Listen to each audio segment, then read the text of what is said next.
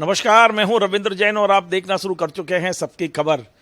मध्य प्रदेश में लोकसभा चुनाव के तीसरा चरण आज चल रहा है और चौथे चरण में चुनाव होंगे इंदौर और मालवा क्षेत्र में।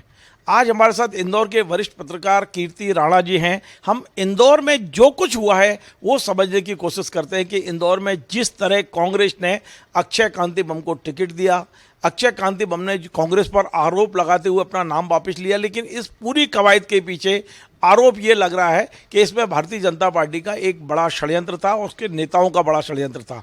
लेकिन हमने भोपाल में जब अपने सूत्रों से बात की तो ये पता चला है कि ना मुख्यमंत्री को पता था ना प्रदेश अध्यक्ष को पता था कि इंदौर में क्या होने वाला है। यद्यपि जिस दिन अक्षय कांति बम ने अपना नाम वापस लिया उस दिन रात्रि में मोहन यादव जी इंदौर आए थे, जहां आज मैं बैठा हुआ हूं, और इंदौर में आके उन्होंने मात्र 5 या 10 मिनट में कोई भाषण नहीं दिया, कुछ नहीं किया, केवल एक दुपट्टा पहनाया बम को और यहाँ से निकल गए थे वो। इसके बाद में खबर है कि दिल्ली तक तमाम शिकवा शिकायतें चली और भारतीय जनता पार्टी के इंदौर के तमाम नेता इस पूरी कवायद के पक्ष में नहीं थे। आप देख रहे होंगे कि सुमित्रा ताई जो 8 बार सांसद रही इंदौर से, उनका बयान आया है कि इसकी आवश्यकता क्या थी। आज हम ये जो वरिष्ठ पत्रकार हैं अपने कीर्ति राणा जी, उनसे समझते हैं, और कीर्ति राणा जी लगातार कलम चला रहे हैं अपनी, और तीखी कलम चला रहे हैं कि इंदौर में जिस चीज़ की ज़रूरत नहीं थी वो क्यों हुआ। क्या वाकई कीर्ति राणा जी को भी ये लगता है कि इंदौर के 27 लाख मतदाताओं के साथ धोखाधड़ी हो गई है, वो ठगा महसूस कर रहे हैं? इंदौर की राजनीति अब किस दिशा में जाएगी, इन तमाम सारी चीज़ों पे हम बात करते हैं। कीर्ति जी, आपका बहुत बहुत स्वागत है। हमारा सौभाग्य है कि सबकी खबर पे आपका पहला इंटरव्यू लेने का मुझे सौभाग्य मिल रहा है। लेकिन मैं गहराई से अंदर तक जाके मैं इंदौर की इस पूरी इसको समझना चाहता हूँ, राजनीतिक परिदृश्य को, कि इंदौर में जब आवश्यकता नहीं थी, पूरे देश में सबसे ज़्यादा वोटों से आप जीत रहे थे। पिछले लोकसभा चुनाव 4 महीने पहले आपको 9 सीटें दी इसी जनता ने, तो क्या जनता पे भरोसा नहीं था जो आपको ये सब करना पड़ा, या कुछ नेताओं ने अपना कद बढ़ाने के लिए किया, संगठन को विश्वास में नहीं लिया? आप क्या समझते हैं? आपके संबंध तो सभी दलों में है। रविंद्र जी, मैं सबकी खबर की टीम का और इसके दर्शकों का आभार मानता हूं कि आपने मुझे इंटरव्यू लायक समझा। अब रही बात इंदौर में अक्षय बम को टिकट देने की, तो इन्होंने लोकसभा से पहले विधानसभा के लिए भी दावेदारी की थी क्षेत्र क्रमांक 4 से। उस वक्त इनको टिकट नहीं मिला, राजा मांधवानी का हो गया टिकट। उस वक्त इन्हीं अक्षय कांति बम ने कमलनाथ के पुतले जलाए थे और ये विरोध किया था कि मुझे टिकट नहीं दिया वगैरह वगैरह तमाम चीज़ें। उसके बाद भी यदि इनको इस बार टिकट मिला लोकसभा के लिए, तो ये दिग्विजय सिंह जी और कांति बम दोनों कॉलेज में साथ में पढ़े हैं, उस लाभ के तहत इनको टिकट मिला। जबकि और भी कई दावेदार थे, खैर इनको टिकट मिला ये भी हारते, और किसी को टिकट मिलता वो भी हारता, क्योंकि शंकर ललवानी की जो लीड थी वो 5.5 लाख के करीब की लीड थी। उस लीड को पार पाना कांग्रेस के लिए निश्चित ही बहुत चुनौतीपूर्ण था। और ऐसी स्थिति में जबकि संजय शुक्ला, आपके पटेल विधानसभा देपालपुर के प्रत्याशी, राम किशोर शुक्ला, ये तमाम लोग जब कांग्रेस छोड़ के बीजेपी में आ गए तो वो लीड नहीं पार पाते। तो अक्षय कांति बम, जिनको कि 14-15 लाख की घड़ी पहनने का गुरूर है, और ये कहते रहे कि मैंने पैसे देकर टिकट नहीं लाया, तो वो टिकट ले भी आए। लेकिन कांग्रेस के ही ज़्यादातर लोग मान के चल रहे थे कि अक्षय कांति बम गद्दार साबित होगा। ये चोरी छुपे बातचीत चल रही थी और उस पर उनने खुद मोहर भी लगा दी। अब रही बात, जैसा कि आपने कहा और जो सुमित्रा महाजन ने भी 4 दिन पहले कहा, और उसके बाद में इंदौर, भोपाल से लेकर दिल्ली तक खलबली मच गई कि इसकी क्या ज़रूरत थी। तो इसकी क्या ज़रूरत थी, तो आप यदि ध्यान दें तो भाजपा के वरिष्ठ नेता और जिनको चाणक्य कहते हैं, अमित शाह, उन्होंने पहले और दूसरे चरण के मतदान के बाद में देश में जिस तरह से कम मतदान हुआ, उसको लेकर उन्होंने एक चेतावनी भरा संदेश दिया था तीसरे और चौथे, 5वें, 7वें चरण तक के में रणनीतिकारों को, कि जिस भी इलाके में, जिस भी मंत्री के इलाके में मतदान कम हुआ, उसके लिए फिर मंत्रिमंडल में रहना संभव नहीं होगा। तो मेरा व्यक्तिगत तौर पर ऐसा मानना है कि शंकर ललवानी की लीड जो 5.5 लाख थी, जिस तरह से अमित शाह गांधीनगर में अपनी लीड 10 लाख करना चाहते हैं, खजुराहो में वीडी शर्मा अपनी लीड बढ़ाना चाहते हैं, सतना में लीड बढ़ाना चाहते हैं, ग्वालियर में, गुना में सिंधिया जी लीड बढ़ाना चाहते हैं। तो इंदौर में जो रणनीतिकार अपने स्तर पे काम करने में लगे हुए थे, फिर चाहे वो मंत्री कैलाश विजयवर्गीय हों या उनके जोड़ीदार रमेश मेंदोला विधायक हों, इन्होंने सोचा कि लीड बढ़ाने का तो झंझट बहुत बड़ा है, क्या मालूम इतनी लीड बढ़ पाएगी कि नहीं बढ़ पाएगी, तो अपन तो कैंडिडेट को ही बिठवा दो। लेकिन ये पता नहीं था कि ये बम जो है, जो फटेगा तो उसमें वही लोग झुलस जाएंगे। बम जो फटा तो उसका कांग्रेस में तो इतना ज़्यादा घायल नहीं हुए कांग्रेस वाले, क्योंकि कांग्रेस में पता था कि ये विश्वसनीय आदमी नहीं है।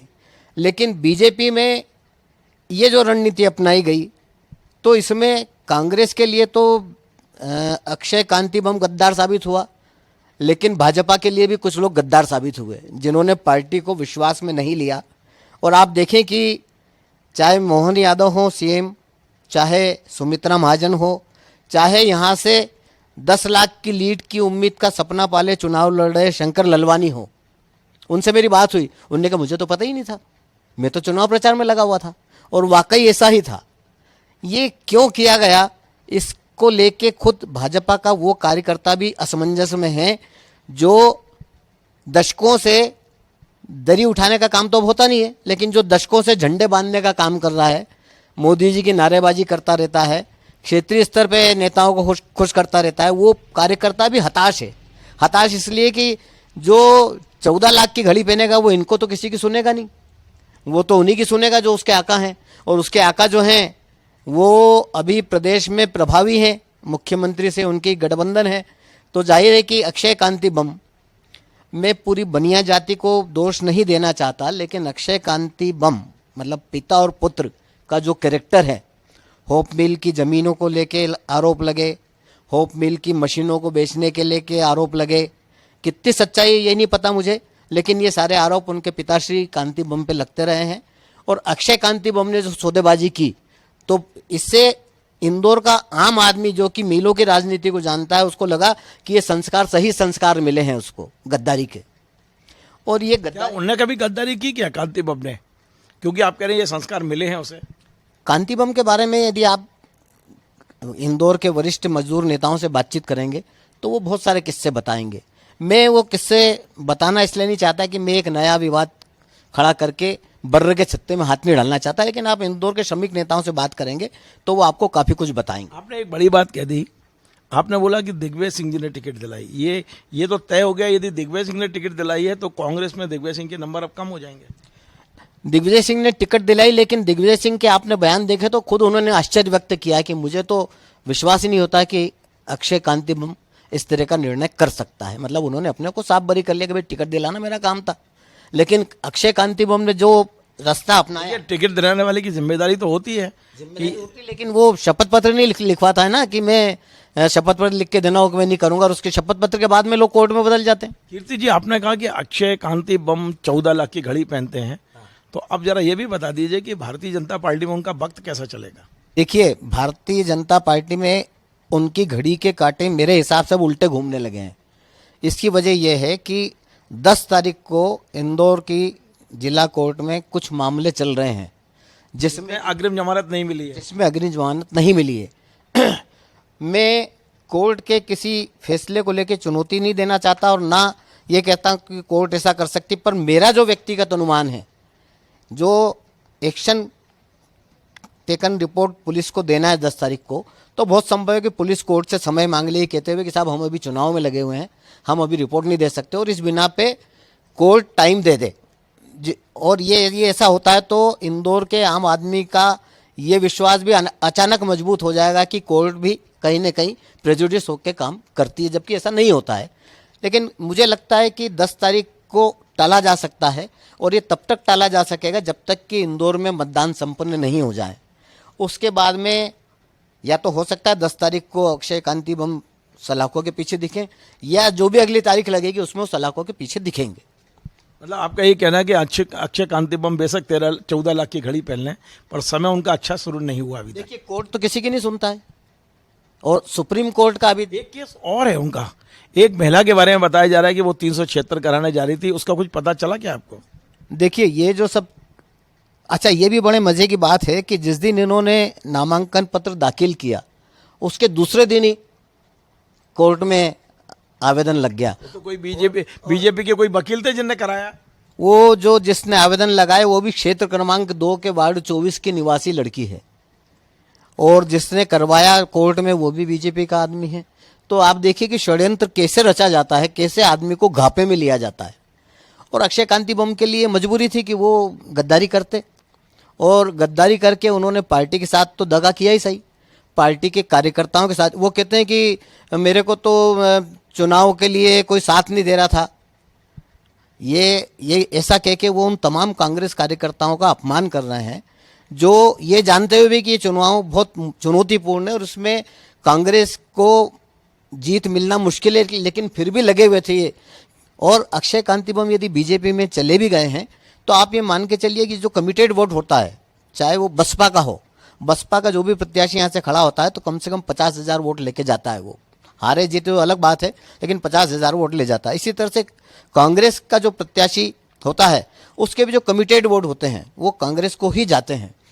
तो अक्षय कांति बम के बीजेपी में जाने से बीजेपी की लीड तो बढ़ने की मुझे संभावना लगती नहीं, जो कि 10 लाख तक की उम्मीद की जा रही थी। वो तो लीड बढ़ेगी नहीं, क्योंकि जब आप मान लेते हैं कि हम तो जीत ही रहे हैं, तो जीत ही रहे हैं तो फिर काहे के लिए प्रयास करेंगे। आम कार्यकर्ता जो है वो मन मसोस के। कीर्ति जी, क्षमा चाहता हूं, मैंने रोका है आपको। एक आपने बड़ी बात कही बीच में कि शंकर ललवानी से आपकी सीधी बात हुई और वो कह रहे मैं तो प्रचार में लगा हूं, मुझे पता ही नहीं है। तो आप आज की तारीख में जब पूरे इंदौर में नोटा का हल्ला है तब शंकर ललवानी की क्या प्रतिक्रिया है? नोटा से डरे हुए हैं या उन्हें अब कोई फर्क नहीं पड़ रहा है, ना वो इसके पक्ष में हैं बम के, ना विपक्ष में, वो सिर्फ अपने काम में लगे हैं, या नोटा को कैसे रोका जाए इसके कोई प्रयास कर रहे हैं? इंदौर से जब अक्षय कांति बम ने अपना नामांकन वापस ले लिया उसके बाद भी करीब 12-13 प्रत्याशी मैदान में थे। कांग्रेस ने सोचा हम किसको समर्थन दें, कांग्रेस समर्थन देने की स्थिति में किसी को नहीं थी। फिर सोचा कि क्या करें, तो सोचा नोटा का प्रचार करें, लेकिन कांग्रेस इसमें भी डरी हुई थी, क्योंकि नोटा में जरूरी नहीं कि जितने कांग्रेस प्रत्याशी को वोट मिले थे वो सारे वोट मिल ही जाएं, तो ऐसे में कांग्रेस की इज्जत धूल में मिल जाएगी। इसलिए कांग्रेस ने रास्ता ये निकाला कि लोकतंत्र बचाओ समिति का एक गठन किया और उसके पोस्टर लोक परिवहन वाहनों के पीछे लगे हैं। आज से विभिन्न अखबारों के माध्यम से पर्चे भी घर घर पहुंचे हैं। कांग्रेस इसमें भी खुल के नहीं आ रही है अपनी इज्जत बचाने के लिए।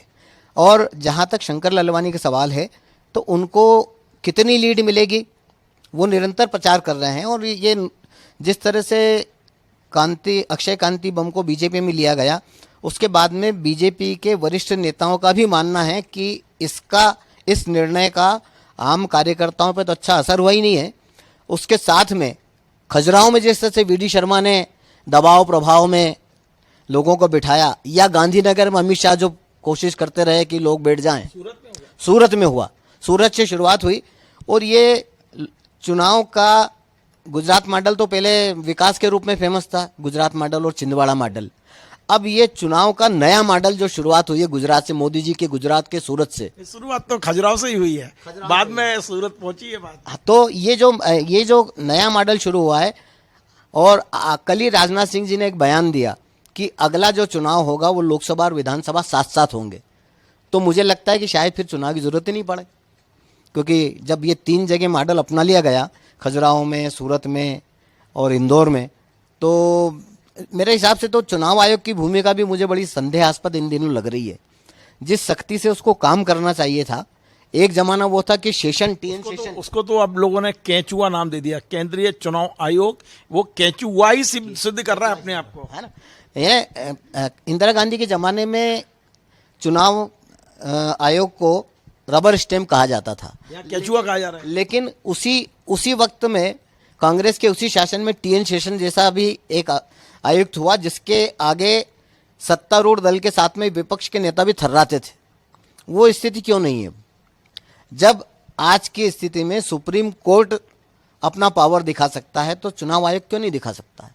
कीर्ति जी, मैं फिर आपसे को भोपाल इंदौर वापस ला रहा हूं और मैं ये समझना चाहता हूं कि इंदौर के 27 लाख जो मतदाता हैं वो क्या सोच रहे हैं। मैं केवल उनकी मन स्थिति को आपके जरिए अपने दर्शकों तक पहुंचाना चाहता हूं।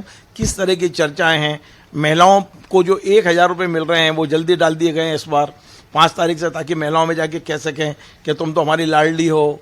तो वाकई है इंदौर की जनता क्या सोच रही है, क्या मन स्थिति है उनकी और क्या करेगी, क्या घर बैठेगी, वोट डालेगी तो कैसे डालेगी, क्या होगा यहाँ पे। आपने जो लाडली बहनों की बात की, तो जब मुझे पता है कि ये मुझे पैसा मिलना ही है, 5 को मिले या 10 तारीख को मिले या 15 को मिलेगा ही ना, तो उससे मेरा मत प्रभावित हो जाएगा, इसकी संभावना मुझे तो कम लगती है, क्योंकि मिलना ही है ना। अब वो तो व्यवस्था ऐसी हो गई कि जब तक बीजेपी सरकार है तब तक तो मिलना ही है।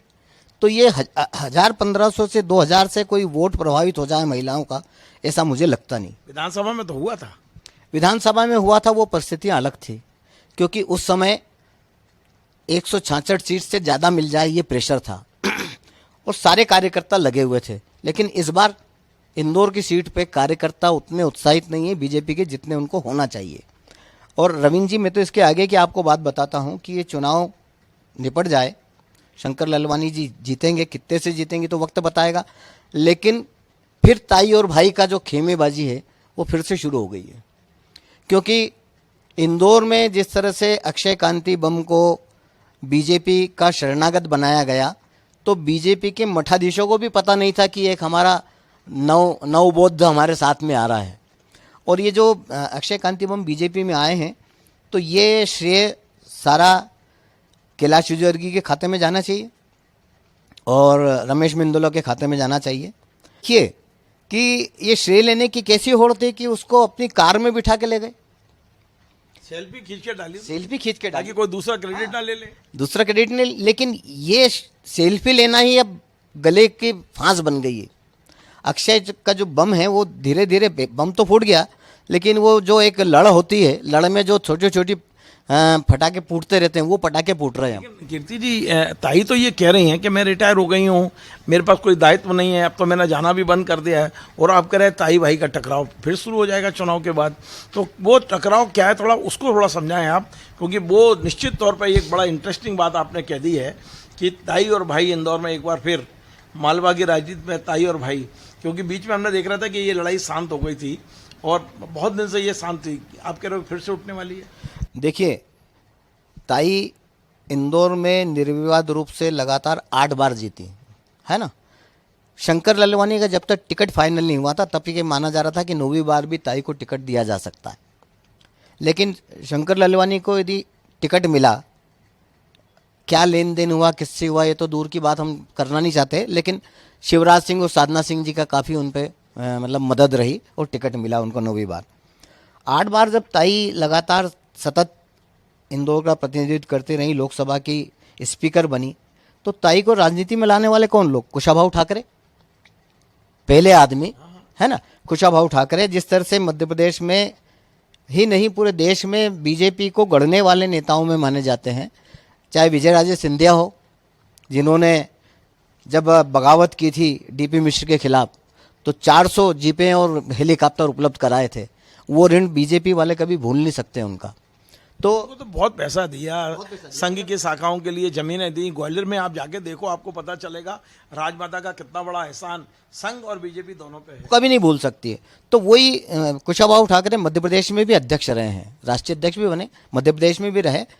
तो कुशाभाऊ ठाकरे ने सुमित्रा महाजन को भारतीय जनता पार्टी की राजनीति में गढ़ा है, और चूंकि वो कुशाभाऊ ठाकरे खेमे से प्रतिनिधित्व कर रही हैं, और ताई पे चाहे जितने आरोप लगे, निष्क्रियता के लगे कि 8 बार सांसद रही, कुछ नहीं किया, लेकिन उसके बाद भी उनका भाजपा की राजनीति में सम्मान है और उन पे कोई दाग भी नहीं है, दाग नहीं लगा, और उन पे सम्मान का ही आलम यह है कि उनको फिर बाद में सरकार ने पद्मश्री के रूप में भी नवाजा।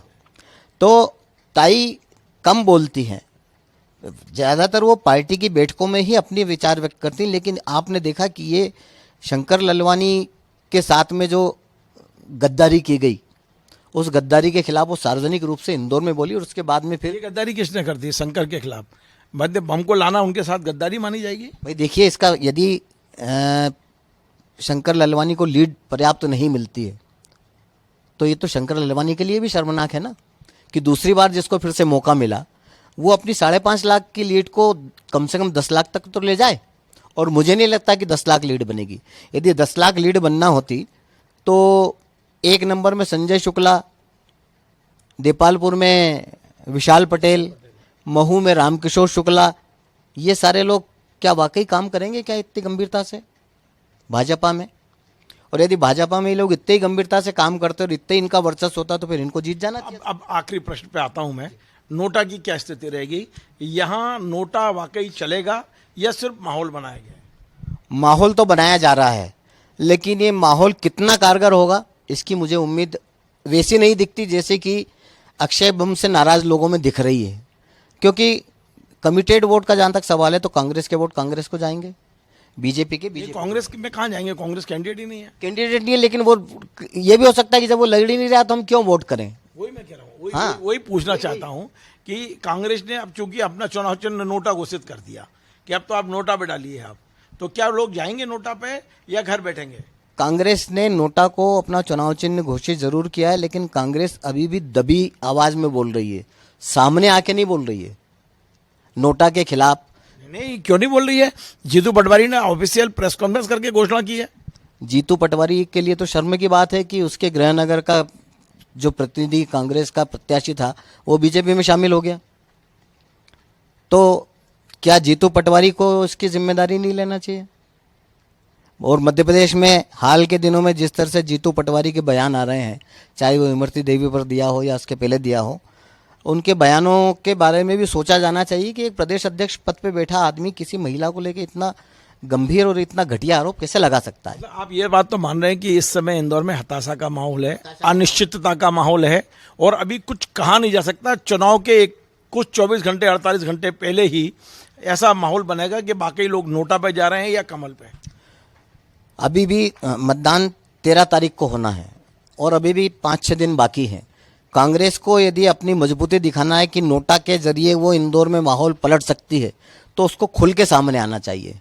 ये वाहनों पे पोस्टर चिपका देने से और अखबारों में पेम्पलेट डाल देने से ही यदि माहौल बनता होता तो जितने हमारे रेस्टोरेंट के पोस्टर अखबारों में आते हैं कोई भीड़ नहीं जुटती रेस्टोरेंट पे। चलिए, बहुत बहुत धन्यवाद। तो आप थे इंदौर के वरिष्ठतम पत्रकार कीर्ति राणा जी, जिन्होंने आज कई खुलासे किए हैं। उन्होंने पहला खुलासा ये किया है कि शंकर लालवानी इस पूरे घटनाक्रम से सहमत नहीं है और हताश हैं। दूसरा खुलासा किया है कि अब इस घटनाक्रम के बाद इंदौर की राजनीति में ताई और भाई यानी कि कैलाश विजयवर्गीय और सुमित्रा ताई का झगड़ा अब बढ़ेगा। और तीसरी बात उन्होंने कही है कि बेशक अक्षय कांति बम कांग्रेस छोड़कर बीजेपी में आ गए हैं और बेशक वो 14 लाख की घड़ी पहनते हैं, लेकिन उनका समय अब बुरा शुरू हुआ है, अच्छा नहीं। कीर्ति राणा जी ने एक बार और कही है कि हम 10 तारीख का इंतजार कर रहे हैं। हो सकता है 10 तारीख वो तारीख हो जब अक्षय कांति बम और उनके पिता कांति बम दोनों जेल की सलाखों में हों, क्योंकि कोर्ट ने 10 तारीख मुकर्रर की है। आपको हमारा ये कार्यक्रम पसंद आए तो आप इसे शेयर करें, लाइक करें, कमेंट करें और आपसे बार बार निवेदन है हमारे इस चैनल को सब्सक्राइब अवश्य करें। धन्यवाद।